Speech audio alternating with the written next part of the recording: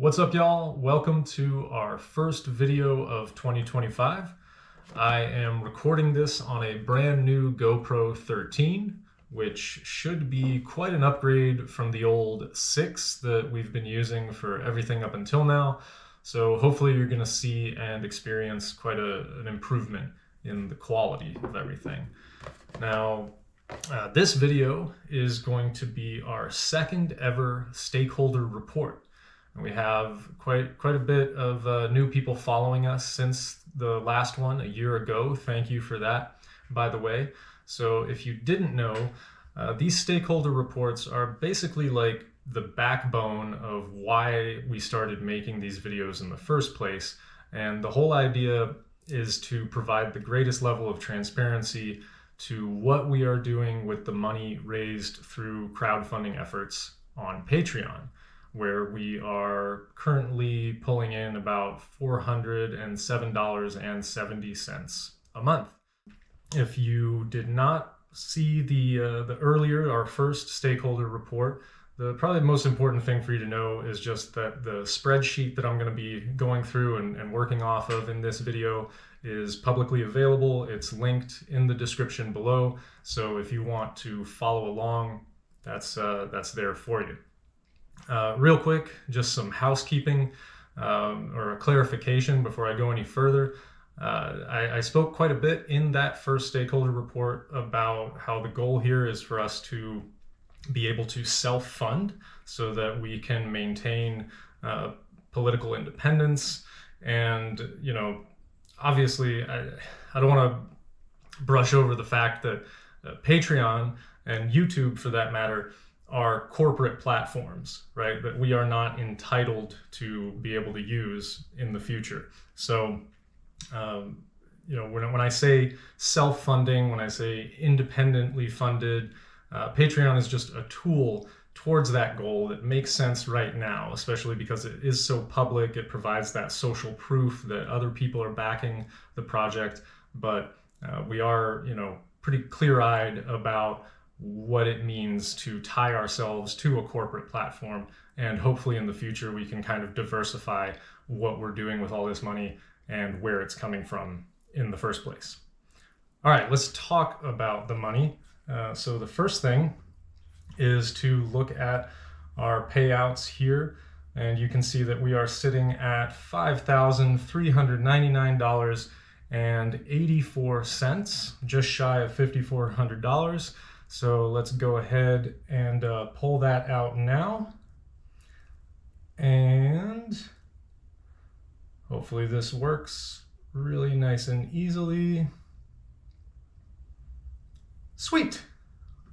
And you can see there our last year's disbursement, which was for a pretty similar amount. All right, so moving back now to our spreadsheet, you can see our growth over time here on this graph. And I'm just going to put in our 2024 year.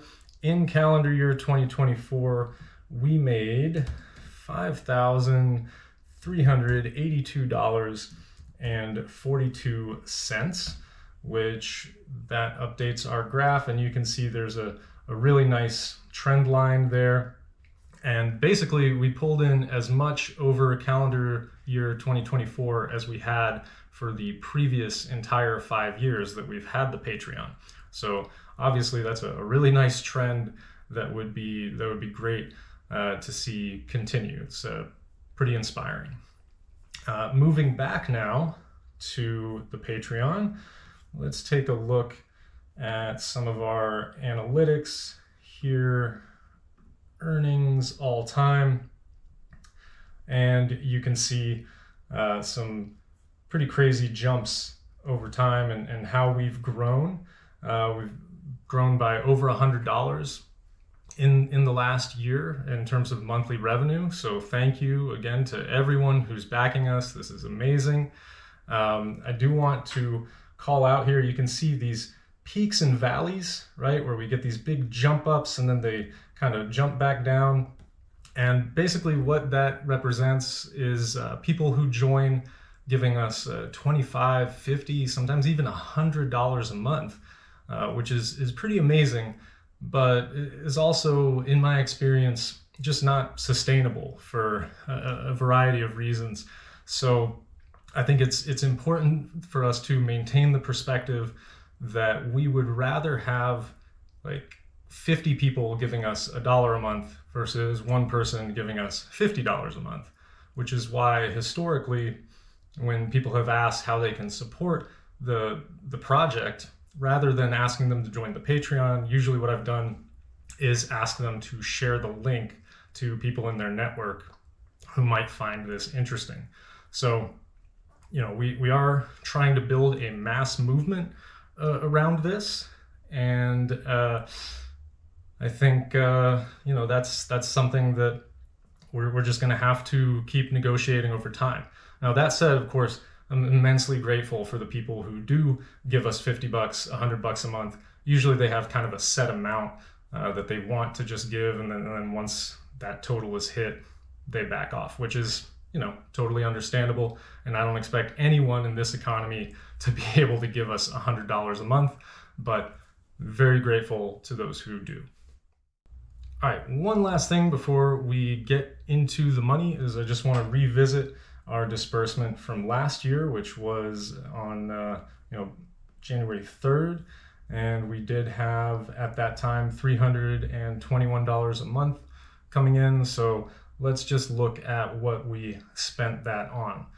First of all, we took out 10% right off the bat for a tax buffer, and then we also put about $2,000 towards labor. We set aside $1,000 for property acquisition, and that was then matched later by a private donation, which was pretty cool. And then the biggest thing probably is that we spent $1,500 on this radio promotional campaign on a local college station. And that was really cool. I think that's been pretty successful, actually, because I hear from a lot of people, they say, oh, you're the guys from the WRFL ads, or hey, I think I've heard of you.